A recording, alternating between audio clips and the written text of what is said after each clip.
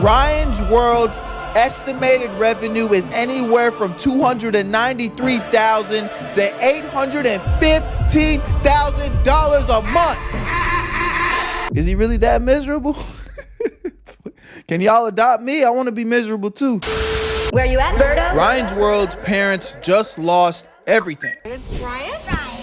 So y'all remember Ryan's World, right? The kid who built an empire before he even lost his baby teeth? Yeah, that one. The walking idiom machine for his parents' retirement plan. What started as a kid opening toys turned into a billion-dollar franchise built on one rule: keep the kid smiling, no matter how miserable the machine gets. Well, he's not that little kid anymore, but you wouldn't know it, because the cameras don't care about growing up. They only care about staying marketable. If you don't know the story, it's simple. Ryan's parents had regular jobs, a regular life, and a regular kid. But then that kid picked up a toy on camera and everything changed. The views exploded, the sponsors flooded in, and before long, regular wasn't profitable anymore. Both parents quit their jobs, not to raise him, but to manage him. See, this is the only thing when we talk about Ryan's World, bro. You know, I've covered this before or something similar about it way back. And I understand the narrative that the internet's trying to paint, but at the same time, bro, you see how they just bold-faced, just like they didn't want to parent him. Like, who's to say, like, do we actually have hardcore evidence that this nigga is like unhappy? His parents are the worst? See, I don't want to co-sign that, bro. I don't want to co-sign that just blindly, but let's watch a little bit more of the video and see if there's some more evidence. Or, depending on how you look at it, use him. They built an entire company around his face, hired a 30-person production team, and called it Sunlight Entertainment. A nice name for something that never really sees daylight. Now, Ryan's 14, still pretending to be 6, because the brand depends on it. The empire keeps running, the money keeps coming, and the kid who built it all doesn't even get to grow up. Here's what's happening right now. Those glory days of Ryan crossing 1 billion views per video, they're gone. Vapor, wiped off. What's left? A shadow of that monster channel, scratched to getting hundreds of thousands of views. Some videos barely break 100,000. That's not a decline. That's still a lot of fucking views. That's collapse. A 70+% plunge in viewership for a channel built on scale is not a hiccup, it's a hemorrhage. So we did a Patrick CC vid yesterday. Aging out. Ryan is no longer adorable toddler energy. The audience that once delighted in watching him unbox toys is growing up. The new generation of kids probably wants different content. The funny thing is Ryan is still in school and playing in sports as well. That's what I'm trying to say, bro. Like, I feel like the internet went and ran with a narrative. The nigga is rich. He's rich. His parents taking care of him. Like, we only see the life that is portrayed on the internet, which, you know, might look a certain way, but I think to just get out of body and be like, yo, this kid is miserable, he's not doing anything, they're not taking care of him. It's like, I mean, that nigga look like he's smiling in them videos to me. Y'all said he goddamn built a goddamn $1 billion brand. Like, is he really that miserable?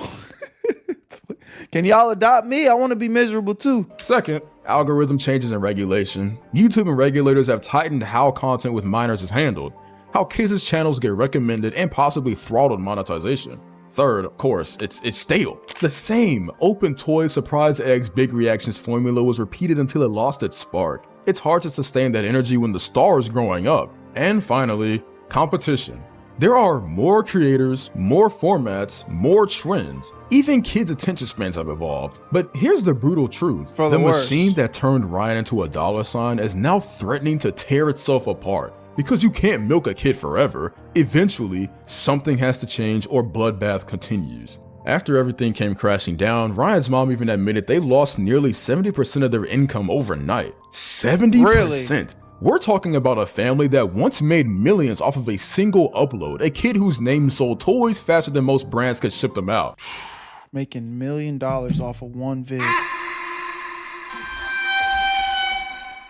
Make sure y'all hit that subscribe button. Where you at, Berto? The money was endless until it wasn't. Overnight, it just stopped pouring in. They went from billion-view videos and $1 million sponsorships to struggling for clicks because they never evolved. They tried to milk the same formula, the same image, the same childhood long out. Hold on, bro. Hey, this nigga's talking too crazy. I need to go confirm some shit for myself, bro. Cause y'all know me, man. I'm a professional pocket watcher. I'm gonna tell y'all some shit right now. Let's go to Ryan World's channel right now, bro. This nigga got 40 million subscribers. 40 million subscribers.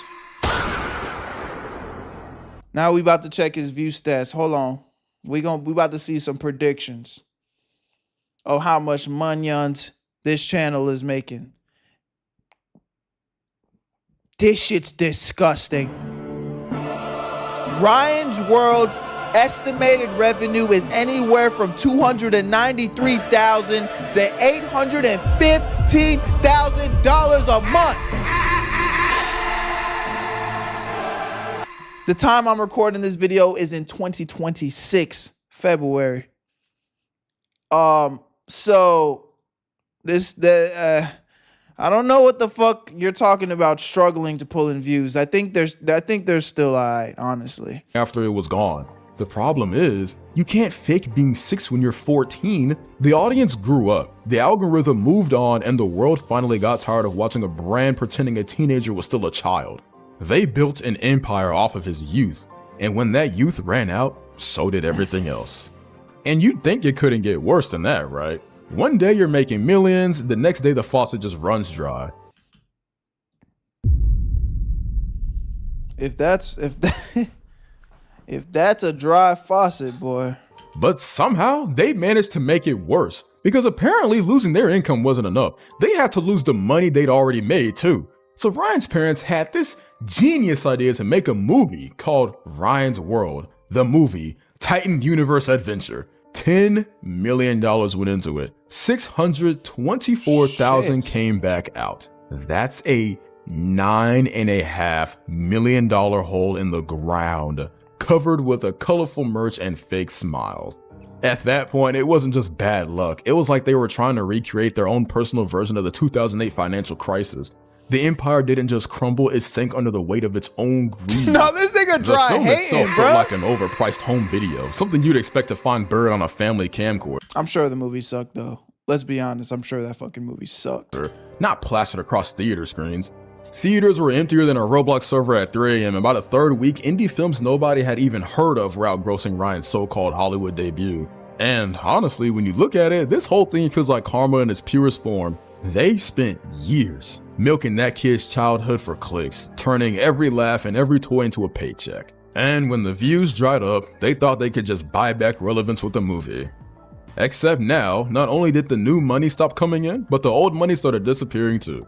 It's like the universe looked at this whole setup and said, you wanted a cash grab? Here's your refund, with interest. In more ways than one, it's poetic justice. And when Ryan finally started showing signs of fatigue, like visibly, poetic justice, you could tell something was off.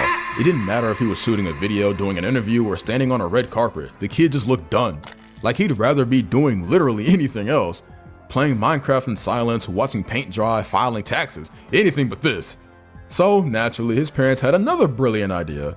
Well, we've still got 2 more kids, right? Enter Ryan's twin sisters. Fresh faces for the content machine.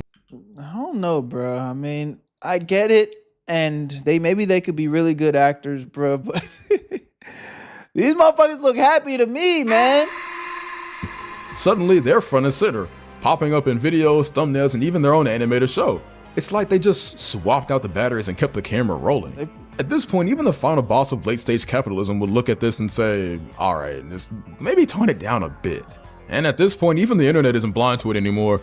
The public opinion is finally catching up to what's been obvious for years, that the Kajis just didn't build a business, they built it out of their own kid. They turned childhood into a product line, a human being into content, their own child into a brand. And now as they're starting to do the same thing with his twin sisters, people aren't staying quiet about it anymore.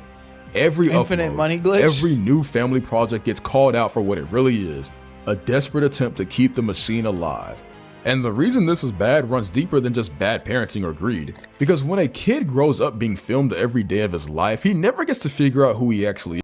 That I will agree with. That I will say, them family channels that kind of like document every single part of a kid's life, I think that will have negative pushback when they get older, because it's just like their entire persona, everything about them was probably influenced by the internet. And I definitely feel like that's a weird thing. You know what I honestly think? I don't think we know the true consequences of that yet, because right now we're in the phenomenon where a lot of the family channels are recording their kids right now, and the kids are young right now, and maybe they're slowly starting to get older. But I think soon, probably within like the next 10 to 15 years, we're gonna start to see, the real truth. I am not gonna jump on the bandwagon and dunk on this family until some time has passed and Ryan's a bit older and he actually comes out and tells his experience, because I'm sure it's gonna happen. His emotions, his reactions, his identity, they stop being real and start being performances. When you've been told since you were 6 that your smile pays the bills, you stop knowing how to smile for yourself. It's not just exploitation. He does have a point here. He's been hating and exaggerating the whole video, but I'm not mad at what he's saying there. There's some facts there. It's like, how much of this is just having a good time to have a good time, or is it content? It does take the genuine out of it. Anymore, it's erasure. You're watching a childhood get repackaged into content, sold to millions, and stripped away piece by piece, all in the name of staying relevant. Ryan's world today feels like watching a ghost of what it used to be. You can see it in his face. That spark's gone.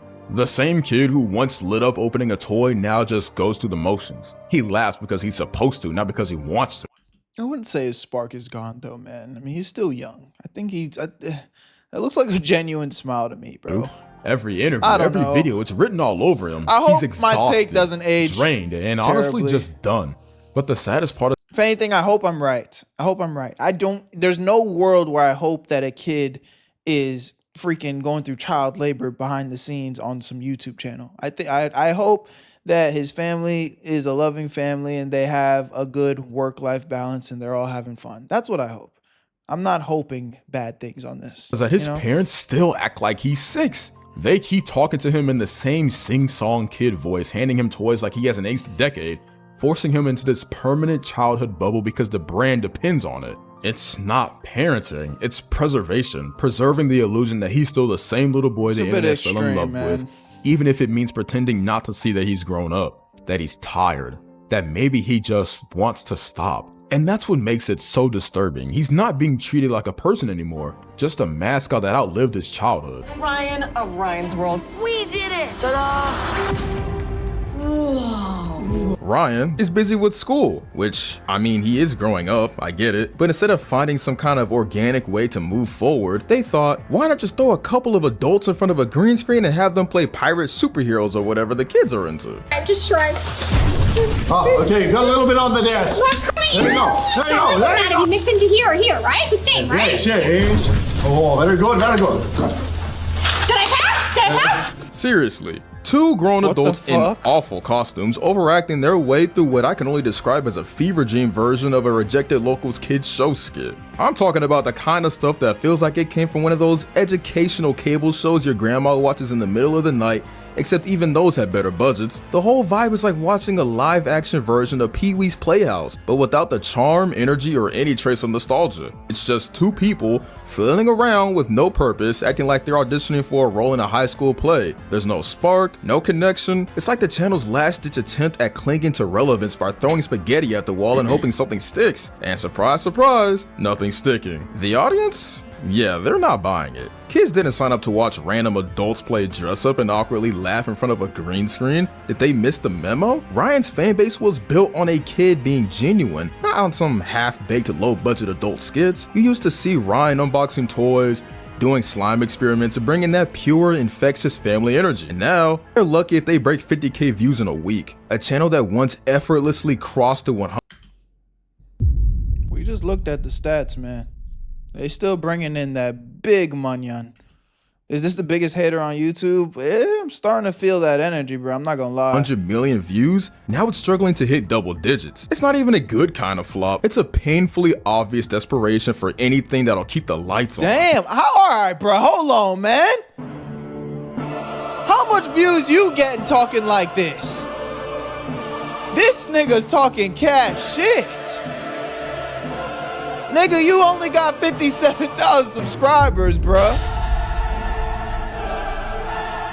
Look at this. You struggling to get 10,000 views yourself, bro. Damn.